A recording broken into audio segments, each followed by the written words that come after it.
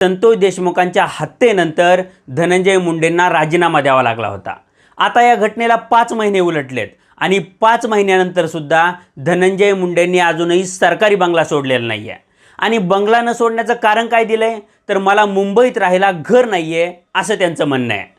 पण त्यांनी इलेक्शनच्या वेळी जे ॲफिडेविट दिलं त्या इलेक्शन ॲफिडेविटनुसार गिरगाव चौपाटीवरच्या वीरभवन इमारतीत 902 क्रमांकाचा फ्लॅट हा धनंजय मुंडेंच्या नावावर आहे। म्हणजे धनंजय मुंडे हे खोटं बोलतात।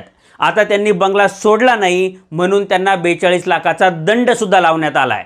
पण गेंड्याच्या कातडीच्या धनंजय मुंडेंनी ना तो दंड भरलाय ना बंगला सोडलाय।